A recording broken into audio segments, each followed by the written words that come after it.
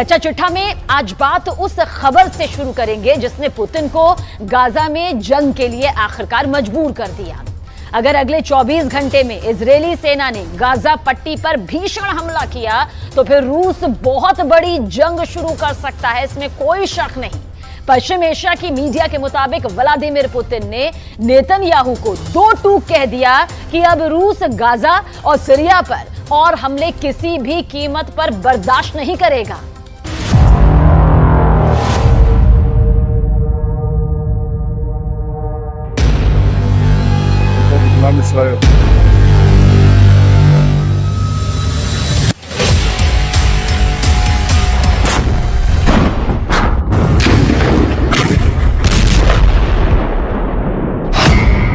बंद करो गाजा में कदम, पुतिन की जंगी धमकी।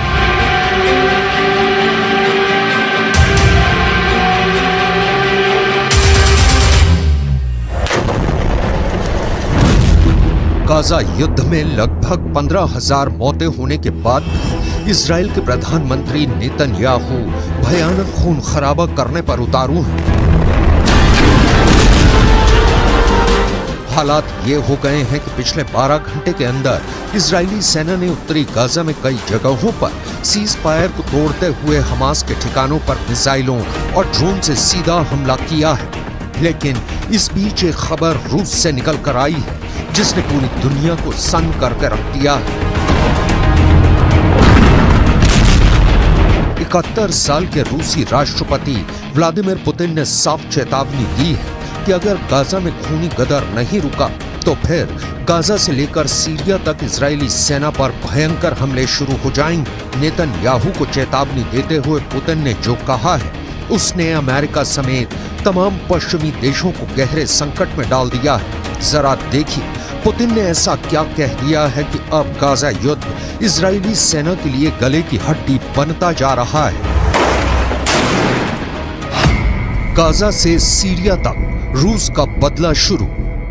रूसी राष्ट्रपति व्लादिमीर पुतिन ने प्रधानमंत्री बेन्यामिन नेतन्याहू को सीधी चेतावनी देते हुए कहा है कि अगर गाजा युद्ध नहीं रोका तो फिर सीरिया भी इजराइल पर सीधे और बड़े हमले शुरू कर देगा।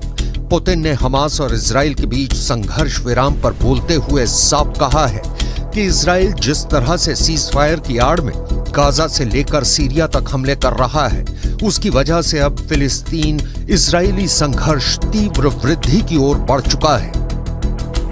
पुतिन ने अपनी चेतावनी में यह खुलासा नहीं किया है कि क्या रूस की सेना सीधे तौर पर इजराइल के खिलाफ जंग में उतरेगी या फिर रूस ईरान और लेबनान के जरिए इजराइल पर बड़ा हमला करवाएगा।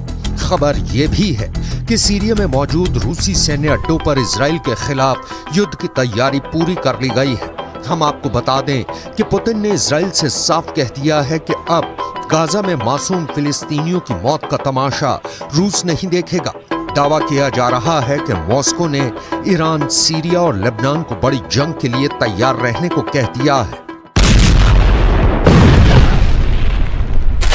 Кровавый переворот на Украине в 2014 году, за которым последовала война киевского режима против своего народа на Донбассе, это не потрясает?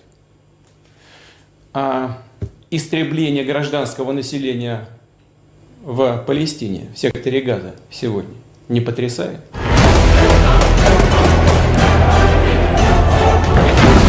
अब आप ये भी जान लीजिए कि जब से हमास और इजराइल के बीच सीज फायर हुआ है तब से उत्तरी गाजा, दक्षिणी गाजा और वेस्ट बैंक में ऐसा क्या हुआ है कि फिलिस्तीनियों और हमास के लड़ाकों को बचाने के लिए पुतिन को सीधे जंग के मैदान में उतरना पड़ा है।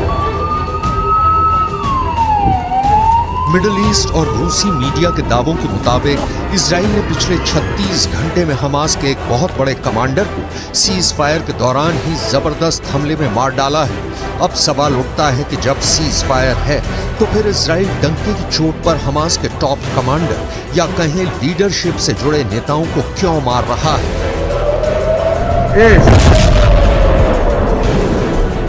डिफेंस एक्सपर्ट्स के मुताबिक इजरायली सेना की खुफिया एजेंसी मोसाद और शिन बेत के पास हमास के सभी टॉप कमांडर्स की पूरी लिस्ट है जो हमास के हमलों को कंट्रोल करते हैं। यही वजह है कि जैसे ही सीज फायर हुआ, हमास के टॉप कमांडर आगे के हमलों को लेकर मूवमेंट करने लगे, जिसकी भनक मोसाद और शिन बेत को लग गई। और फिर इजराइल की आईडीएफ ने खुफिया सूचना के आधार पर इन्हें मार डाला। यही नुकसान हमास पर बेहद भारी पड़ रहा है, जिसके खिलाफ अब पुतिन ने इजराइल को धमकी दी है कि अगर सीज फायर के दौरान गाजा या फिर सीरिया पर हमले तेज किए तो फिर ये युद्ध पूरी तरह से बेकाबू हो जाएगा और रूस चुप रहकर तमाशा बिल्कुल भी नहीं देखेगा। अब आप ये भी जान लीजिए कि सीज फायर के दौरान हमास का कौन सा बड़ा टॉप कमांडर मारा गया है।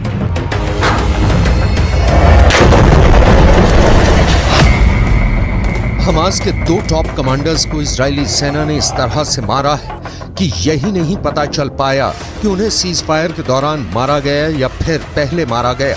हमास ने खुद 26 नवंबर को पुष्टि की है कि हमास की उत्तरी ब्रिगेड के 2 कमांडर मारे गए हैं। हमास के मुताबिक आईडीएफ ने उत्तरी ब्रिगेड के कमांडर अहमद अल घंडौर को हवाई हमले में मार डाला है। इससे पहले आईडीएफ ने हमास के कमांडर अहमद अल घंडौर को मारने की 3 बार कोशिश की थी। इसके अलावा हमास की उत्तरी ब्रिगेड में रॉकेट डिवीजन के कमांडर आयमान सियाम को भी आईडीएफ मार चुकी है। हमास के मिलिट्री विंग के मुताबिक हमास के कुल 5 सबसे टॉप अधिकारी मारे गए हैं। दावों के मुताबिक ये सभी टॉप कमांडर युद्ध विराम शुरू होने से मारे गए हैं, जबकि कुछ रिपोर्ट में दावा किया गया है कि सीज फायर के दौरान इजरायली सेना की स्पेशल फोर्स ने हमास के 5 कमांडर्स की टारगेट किलिंग की है।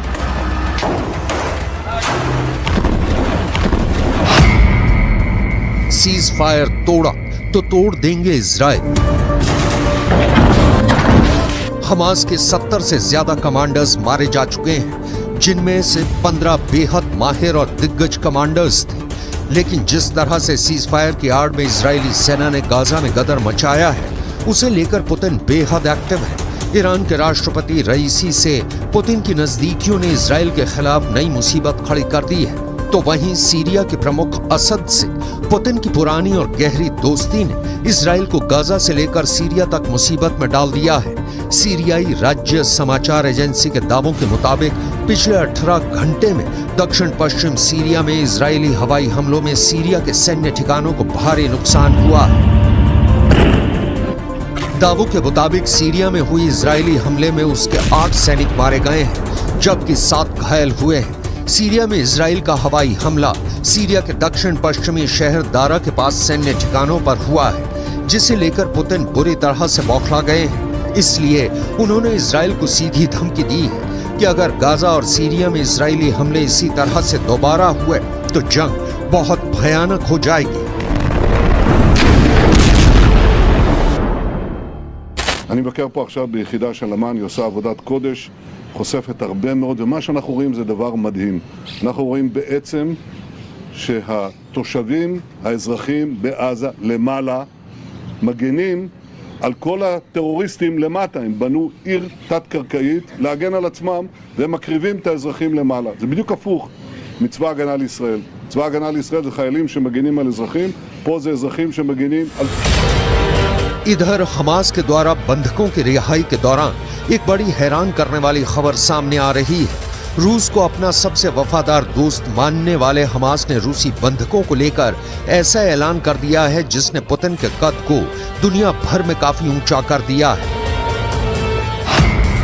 हमास के वरिष्ठ अधिकारी ने दावे के साथ ऐलान किया है कि हम रूस और राष्ट्रपति पुतिन का बहुत सम्मान करते हैं, इसलिए गाजा में बंधक रूसी नागरिकों को हमास बिना शर्त रिहा करने जा रहा है। हमास के टॉप लीडर ने पुतिन को सम्मान देते हुए बयान दिया है कि रूसी बंधकों को रिहा करके हमास पुतिन को सच्चे दोस्त होने का सम्मान दे रहा है।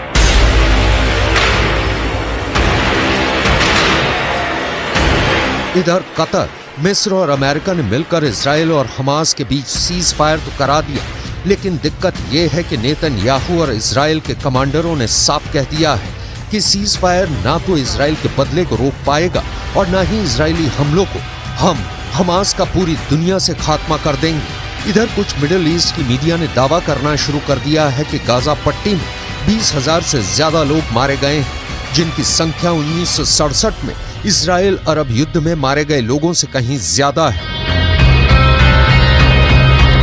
दावा तो यहां तक किया गया है कि 1,20,000 से ज्यादा इमारतें गाजा में तबाह हो चुकी हैं। अब ऐसे हालात में दावे किए जा रहे हैं कि रूस गाजा से लेकर सीरिया तक इजरायली हमलों को काउंटर करने का मन बना चुका है, क्योंकि यूक्रेन के युद्ध में पुतिन ने अकेले दम पर नेटो और अमेरिका को थका डाला है और यूक्रेन पुतिन से जंग लगभग हार चुका है। अब ऐसे हालात में पुतिन का हौसला 7वें आसमान पर है, इसलिए वो गाजा से लेकर सीरिया तक इजरायली सेना को मटियामेट करने की तैयारी में जुट चुके हैं।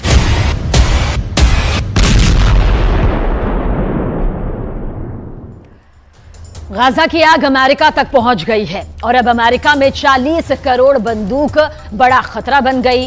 अमेरिका में करीब करीब हर नागरिक के पास बंदूक है। अमेरिका में अब गाजा को लेकर ऐसी बातें फैलाई जा रही है जिससे जो बाइडेन को यह लगने लगा है कि कहीं हमास का अगला हमला अमेरिका में ना बन जाए।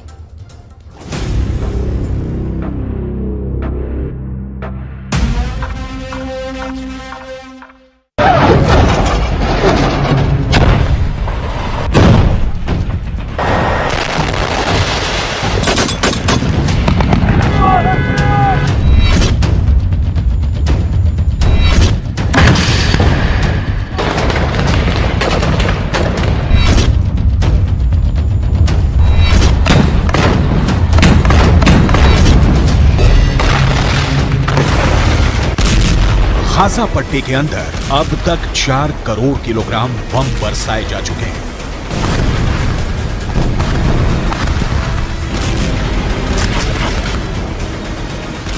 पूरा गाजा पट्टी जलकर राख हो चुका है, लेकिन इस आग ने अमेरिका के सामाजिक ताने बाने को भी जलाकर राख कर दिया है।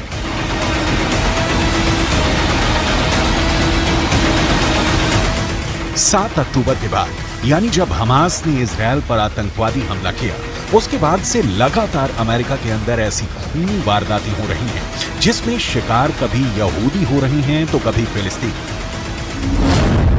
अमेरिका की आबादी 32 करोड़ 64 लाख है, लेकिन अमेरिका के अंदर आम लोगों के पास 40 करोड़ बंदूकें हैं। यानी अमेरिका में तकरीबन हर नागरिक के पास कम से कम एक बंदूक अवश्य है। और ऐसी स्थिति में अगर अमेरिका के अंदर सामाजिक सद्भाव बिगड़ रहा है तो जो बाइडेन के लिए ये बहुत मुश्किल की घड़ी है। ताजा खबर अमेरिका के वर्लिंगटन से है, जहां पर एक अमेरिकी नागरिक ने 3 फिलिस्तीनियों को गोली मार दी है।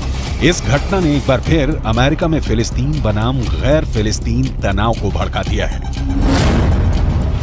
वर्लिंगटन में एक अमेरिकी नागरिक ने हिशाम और अतानी, तहसीन अहमद और किन्नान अब्दुल हमीद पर वर्मोंट विश्वविद्यालय के पास हमला किया है। अमेरिका के राष्ट्रपति जो बाइडेन और उनके विदेश मंत्री एंटनी ब्लिंकन लगातार यहूदी पुजारियों, यहूदी नेताओं और मुस्लिम धर्मगुरुओं के संपर्क में हैं। वो लगातार शांति स्थापित करने की कोशिश कर रहे हैं और बयान भी जारी कर चुके हैं, लेकिन इसका कोई असर देखने को नहीं मिल रहा है।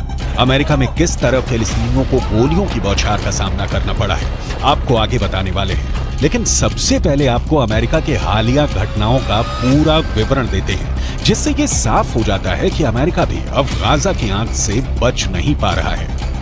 ये तस्वीरें अमेरिका की ही हैं, जहां पर एक 6 साल के फिलिस्तीनी बच्चे का नमाज़े जनाजा पढ़ा जा रहा है। ये 6 साल का बच्चा एक अमेरिका के नागरिक के यहाँ किराए पर अपनी मां के साथ रह रहा था, लेकिन इस बच्चे को 71 साल के एक बुजुर्ग ने चाकू से 26 वार करके मार डाला। इस बच्चे के परिवारजनों ने रोते हुए अमेरिका की सरकार से प्रार्थना की है कि जो युद्ध गाजा के अंदर चल रहा है उसको अमेरिका में शिफ्ट ना किया जाए।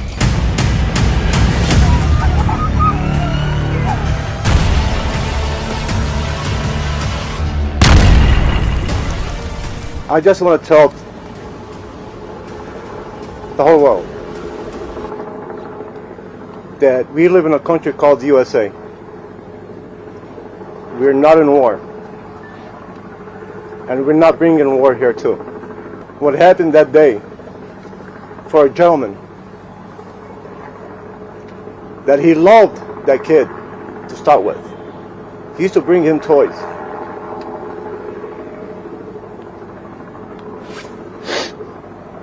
Now I want to ask anybody here, a 71-year-old man sitting on top of a 6-year-old kid, stabbing her more than 26 times, and he was looking in his eyes. You tell me, is that exaggeration? You tell me what type of man he can do that.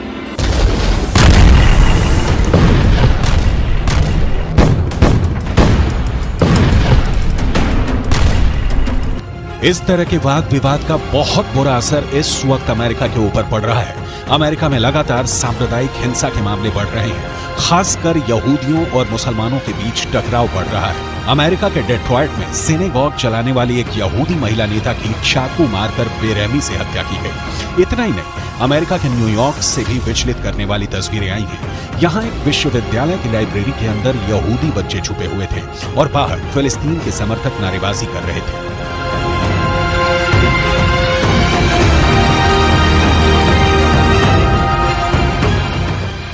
America के Washington में फिलिस्तीन समर्थक प्रदर्शन के दौरान एक महिला को ऐसा पोस्टर लिए दिखाया गया जिसमें यहूदियों को पूरी तरह से समाप्त करने जैसा संदेश दिया गया था। अमेरिका के अंदर लगातार हो रहा कत्लेआम और एक दूसरे के खून के प्यासे नजर आ रहे लोग ये बताने के लिए काफी हैं कि अमेरिका किस तरह तलवार की धार पर चल रहा है। बर्लिंगटन का केस अपने आप में बहुत चौंकाने वाला है। जिस वक्त इन तीनों फिलिस्तीनियों को गोली मारी गई, ये तीनों अरबी बोल रहे थे और इनमें से 2 ने फिलिस्तीनी काफिया पहना हुआ था। फिलिस्तीनी काफिया एक ऐसा कपड़ा होता है जो गले पर पहना जाता है और इसमें चिक होते हैं। फिलिस्तीन का आंदोलन करने वाले बड़े नेता यासिर अराफात अक्सर फिलिस्तीनी काफिया पहनते थे और ये फिलिस्तीनी काफिया एक तरह से यासिर अराफात की पहचान बन गया था।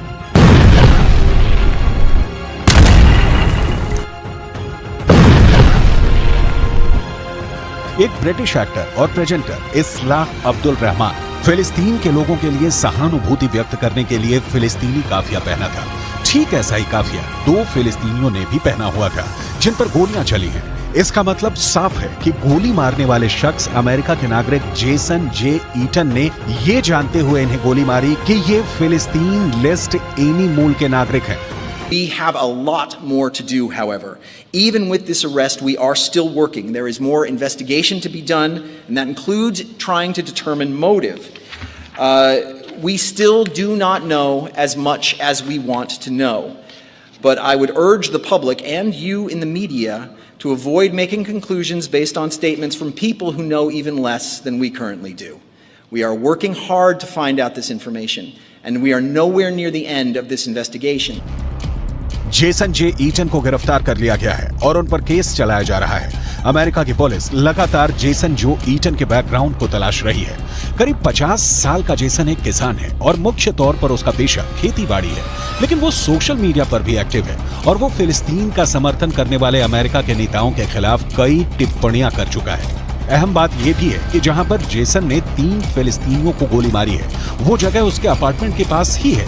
जहां ये तीनों फिलिस्तीनी पढ़ते हैं, वो जगह भी अपार्टमेंट के पास है। क्या ये इलाका फिलिस्तीनियों के प्रदर्शन से प्रभावित रहा है, इसकी भी जांच की जा रही है।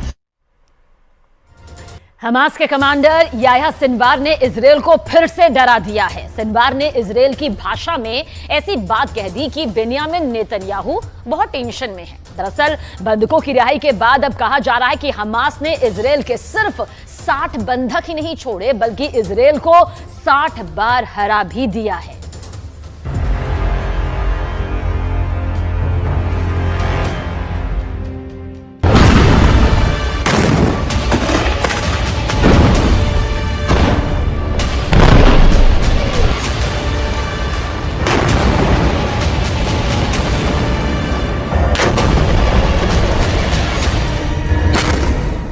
सीज फायर टूट गया जब युद्ध विराम बढ़ाने पर हमास और इजरायल राजी हुए तो गाजा में तैनात इजरायली सेना के टैंक और तोपों ने बमबारी कर दी। शेख रदवान इलाके में धमाके हुए और दहशत फैल गई कि युद्ध फिर शुरू हो चुका है।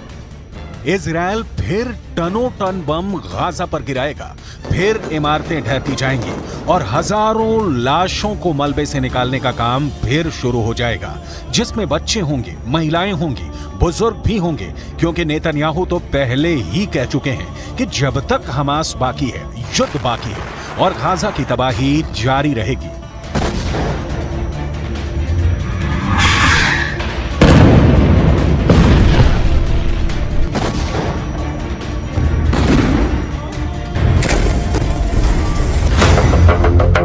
यानी सीज फायर की उम्र ज्यादा नहीं है और अब शेख रदवान में हुए हमलों ने बता दिया कि सीज फायर टूट गया है।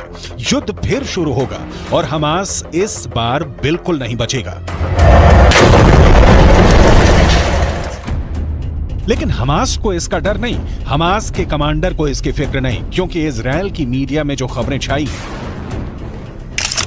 उसने याह्या सिनवार का खौफ एक बार फिर पूरे इजराइल में फैला दिया है। क्योंकि याह्या सिनवार को लेकर जो खबर आई है वो वाकई बहुत चौंकाने वाली है। ये खबर सुरंग से आई है जहां हमास पूरी तरह एक्टिव है।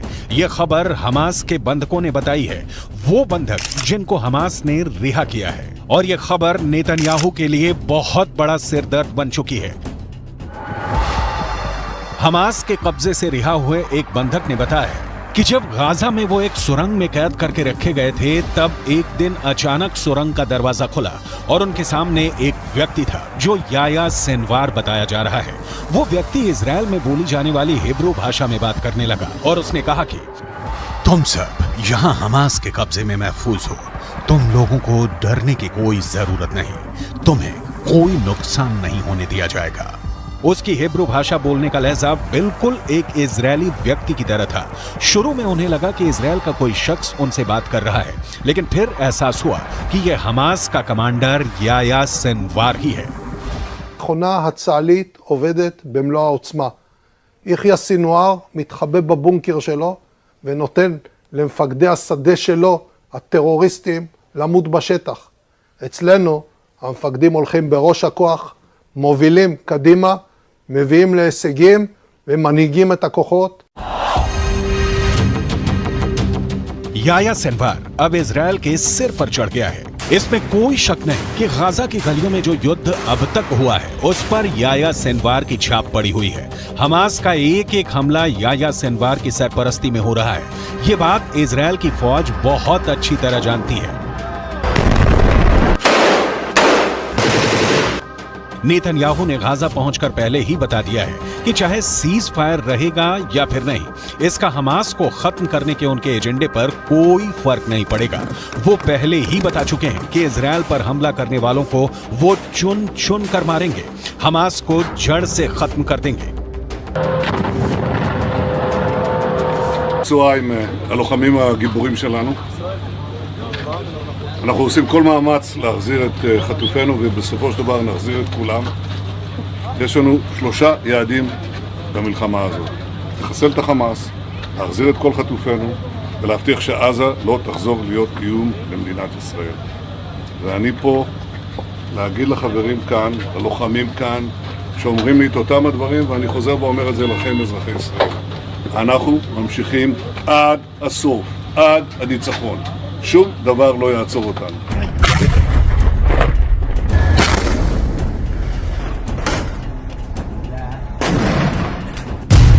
यानी हमास का पक्का इलाज होगा, हमास को पूरी तरह खत्म कर दिया जाएगा। इसकी 100% वाली गारंटी नेतन्याहू बार बार दे रहे हैं। गाजा में सीज फायर करके इजराइल को वक्त मिला, उसकी सेना को वक्त मिला, हमास को भी वक्त मिला। दोनों तरफ अपनी ताकत को फिर से जुटाने का काम हुआ होगा ताकि युद्ध के अगले चरण को और खतरनाक बनाया जाए। लेकिन इन सबके बीच सबसे बड़ा चैलेंज याह्या सिनवार बन चुका है। याह्या सिनवार जब तक जिंदा है, नेतन्याहू जीत का दावा नहीं कर सकते। नेतन्याहू को जब से पता चला है कि याह्या सिनवार सुरंगों में घूम रहा है और बंधकों से मुलाकात करके उनसे सीधे बात कर रहा है, तब से नेतन्याहू की बेचैनी बढ़ गई है। इसका मतलब साफ है कि याह्या सिनवार जिंदा है। याह्या सिनवार युद्ध को कंट्रोल कर रहा है। याह्या सिनवार बता रहा है कि इजराइल का एक एक बंधक उसके रहमो करम पर जिंदा है। यही बात इजराइल को बहुत परेशान कर रही है।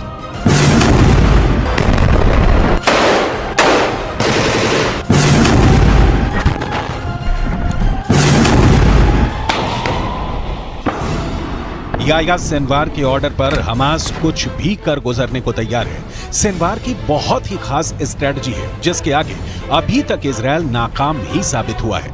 7 अक्टूबर को हुए हमले के बाद हमास के खिलाफ जंग में इजरायल के 2 मकसद थे। पहला, हमास के पास से करीब 250 बंधकों को आजाद कराना, जिसके लिए इजरायल को सीज फायर करना पड़ा, यानी उसका युद्ध और बमबारी काम नहीं आया, वो फेल हो गया। दूसरा मकसद, इजरायल हमास को जड़ से खत्म करना चाहता है, लेकिन अभी तक इसमें भी इजरायल फेल ही साबित हुआ है। יש היום הסכמה לאומית בכל מדינת ישראל שאנחנו חייבים להילחם ולנצח בגלל מה שקרה, בשביל העתיד שלנו וגם בשביל העתיד של העולם החופשי. חמאס ואייסיס זה אותו דבר, ויחיא סנואר זה אוסמה בן לאדן החדש. इसमें कोई शक नहीं कि याह्या सिनवार ही 7 अक्टूबर को हुए हमास के हमले का मास्टरमाइंड है। उसी ने साजिश रची, उसी ने टारगेट चुना और अब वही गाजा से सब कुछ कंट्रोल कर रहा है। गाजा की गलियों में जो युद्ध हुआ है या हो रहा है, उसने इजरायल को भी बड़े झटके दिए हैं, लेकिन नेतन्याहू अपने फैसले पर कायम है। ישבתי עם סגן הרמטכ"ל, עם המפקדים, ועל הקיר היה כתוב עם ישראל חי. אז עם ישראל חי, ועם ישראל גם מנצח. בזכותכם, בזכותכם. תודה לכם. बंधकों को छुड़ाने वाले सीज फायर के बाद वो हमास पर 10 गुना तेज हमला करेगा। फिर हमास के पास न बचने का रास्ता होगा न भागने का। गाजा की गलियों में युद्ध के दौरान हमास ने भी बड़े बड़े दावे किए हैं। हमास का दावा है कि उसने इजरायल के 180 टैंक और बख्तरबंद गाड़ियों को हमले में फोड़ दिया है। गाजा से लगातार ऐसी तस्वीरें आई हैं जिसमें इजरायली टैंक पर घात लगाकर हमले किए गए। इजरायल ने खुद माना है कि अब तक ग्राउंड ऑपरेशन में उसके 70 से ज्यादा सैनिक मारे जा चुके हैं, 250 से ज्यादा सैनिक जख्मी हुए हैं। लिहाजा हमास के खिलाफ जो ताकत इजरायल को माना जाता है, उसके मुताबिक नतीजे तो इजरायल को भी नहीं मिले हैं। हालांकि नेतन्याहू के सामने अपनी छवि को बनाए रखना बड़ा चैलेंज बन चुका है और गाजा पहुंचकर उनकी पहली कोशिश इसी तरफ नजर आती है।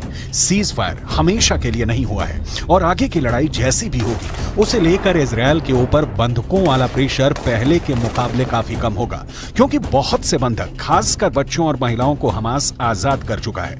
इसलिए इजरायल का पूरा फोकस अब हमास को खत्म करने पर है।